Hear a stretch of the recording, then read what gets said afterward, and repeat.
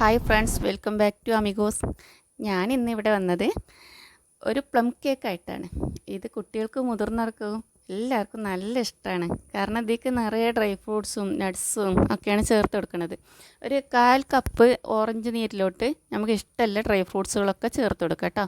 കൂടുതലും കുറവൊന്നും ചേർക്കണതിന് ഒരു പ്രശ്നമില്ല. അപ്പോൾ അതെല്ലാം ഇതിലേക്കൊന്ന് ഇട്ടിട്ട് ഒന്ന് സോക്ക് ചെയ്യാൻ വെക്കണം. ഒരു അരമണിക്കൂർ വേണം വെക്കാൻ.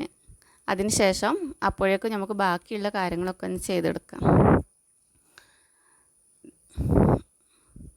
ഒരു 1/2 കപ്പ് പഞ്ചസാര നമുക്കൊന്ന് കാരമൽ ചെയ്തെടുക്കണം. പഞ്ചസാര കാരമൽ ഉണ്ടാക്കാൻ വേണ്ടിയിട്ട് ഹൈ ഫ്ലെയിമിൽ തന്നെ വേണം പഞ്ചസാര പാത്രം വയ്ക്കാൻ. എന്നിട്ട് പഞ്ചസാര അതിലോട്ട് ഇട്ടിട്ട് ഒന്ന് വറുത്തെടുക്കണം. ചെറിയ ബ്രൗൺ കളർ ആകുമ്പോൾ തന്നെ തീ സിമ്മിലാക്കി കൊടുക്കുക കേട്ടോ. അതിനുശേഷം അത് നന്നായി ഉരുകി ചെറിയ ബ്രൗൺ കളർ മതി. കാരണം ഇത് നല്ലോണം ബ്രൗൺ കളർ കൂടിക്കഴിഞ്ഞാൽ നല്ല കരിഞ്ഞ ചുവ വരും, ഒരു കയ്പ്പ് വരും. അത് കുട്ടികൾക്കൊന്നും ഇഷ്ടപ്പെടില്ല. അതുകൊണ്ട് ആ ഒരു ചെറിയ ബ്രൗൺ കളർ വരുമ്പോൾ തന്നെ നിങ്ങൾ സിമ്മിലാക്കിയിട്ട് വേണം ബാക്കി ഉരുക്കിയെടുക്കാൻ. ഞാൻ ഹൈ ഫ്ലെയിമിൽ തന്നെയാണ് ഉരുക്കിയെടുക്കുന്നത്. കാരണം എനിക്ക് ഇഷ്ടമാണ് കരിഞ്ഞ ടേസ്റ്റ്, എനിക്ക് ഇഷ്ടമാണ്. കരിഞ്ഞ ചുവ എല്ലാവർക്കും ഒന്നും ഇഷ്ടപ്പെടില്ല.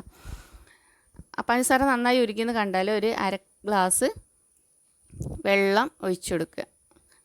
വെള്ളം ഒഴിക്കാതെ വെച്ചാൽ ആ പഞ്ചസാര കട്ടയാവും. അതുകൊണ്ടാണ് വെള്ളം ഒഴിക്കാൻ പറഞ്ഞത്. പിന്നെ 1 കപ്പ് പഞ്ചസാര, 1 പട്ട, 2 ഏലക്ക, 3 ഗ്രാമ്പു എന്നിവ ചേർത്ത് ഒന്ന് പൊടിച്ചെടുക്കണം. അടുത്തത് 3 മുട്ട മിക്സിയിലോട്ട് ഇട്ട് നന്നായി അടിച്ചെടുക്കണം.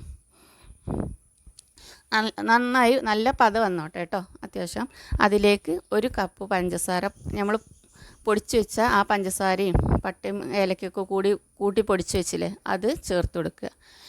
1/4 കപ്പ് സൺഫ്ലവർ ഓയിൽ ചേർക്കണം. ആ വീഡിയോ ഞാൻ ഇതിലേക്ക് ഇടാൻ വിട്ടുപോയി. 1 ടീസ്പൂൺ വാനില എസൻസും, 1 ടീസ്പൂൺ പൈനാപ്പിൾ എസൻസും, 1 teaspoon baking powder, 1/2 teaspoon baking soda, 1/4 spoon അതായത് 1 പിഞ്ച് ഉപ്പ്. ഇവയും നമ്മൾ പൊടിച്ചു വെച്ച പഞ്ചസാര അല്ലേ, പഞ്ചസാരയും പട്ടയും പൂവൊക്കെ അതും കൂടെ ഇതിലേക്ക് ചേർത്തിട്ട് ഒന്നും കൂടെ അടിച്ചെടുക്കണം. 1 കപ്പ് മൈദ നല്ലോണം കൂമ്പിച്ചിട്ട് കേട്ടോ. 1 കപ്പ് നിറയെ മൈദ എടുത്തിട്ട് അതിലേക്ക് നമ്മൾ ഈ അടിച്ചു വെച്ച ഈ കൂട്ട് ഒഴിച്ചു കൊടുക്കുക. ഒഴിച്ചിട്ട് നന്നായിട്ടൊന്ന് ഇളക്കി കൊടുക്കുക. ആദ്യം പതുക്കെ ഇളക്കുക. അതിനുശേഷം നന്നായി ഇളക്കി കട്ടകളും തരികളൊന്നും ഇല്ലാതെ ശരിക്ക് സ്മൂത്തായിട്ട് വരുന്ന വരെ ഇളക്കി കൊടുക്കുക. ഞാൻ ഈ മുട്ട മിക്സിയിലോട്ട് അതിലേക്ക് ഇനി കുറച്ച് കുറേശ്ശെ പഞ്ചസാര കാരമൽ ചെയ്ത് വെച്ചത് ഒഴിച്ചു കൊടുക്കണം. ചെറുതായിട്ട് കുറേശ്ശെ ഒഴിക്കാൻ പാടുള്ളൂ. ഒന്നായിട്ട് ഒഴിച്ചാൽ നമുക്ക് അത് ആ കൂട്ട് തണുത്തതിന് ശേഷമാണ് കേട്ടോ നമ്മൾ ഒഴിക്കുന്നത്. ചൂടോടെ ഒഴിക്കാൻ പാടില്ല. അപ്പോൾ അത് ഒഴിച്ചിട്ട് നന്നായി ഇളക്കി മിക്സ് ചെയ്യണം. അതിലേക്ക് നമ്മൾ സോക്ക് ചെയ്ത് വെച്ച ഈ ഡ്രൈ ഫ്രൂട്ട്സുകളൊക്കെ ചേർത്ത് കൊടുക്കുക.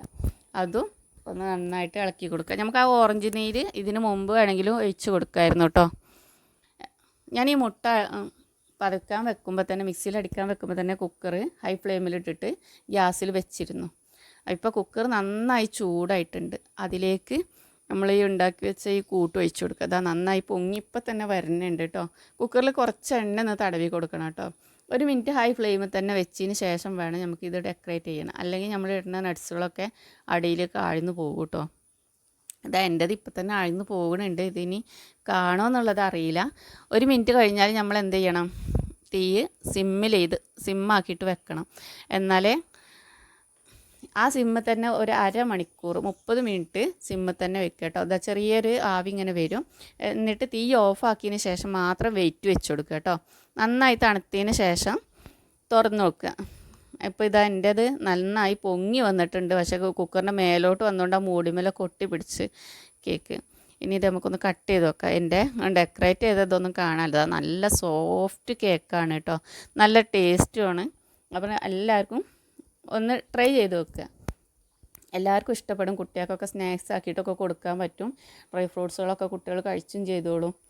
അപ്പോൾ എല്ലാവർക്കും ഇഷ്ടപ്പെട്ടെങ്കിൽ ഒന്ന് ലൈക്ക് ചെയ്യാനും ഷെയർ ചെയ്യാനും അതുപോലെ തന്നെ സബ്സ്ക്രൈബ് ചെയ്യാനും മറക്കല്ലേ. ആ ബെല്ലേക്ക് കൂടെ ഒന്ന് അമർത്തണേ.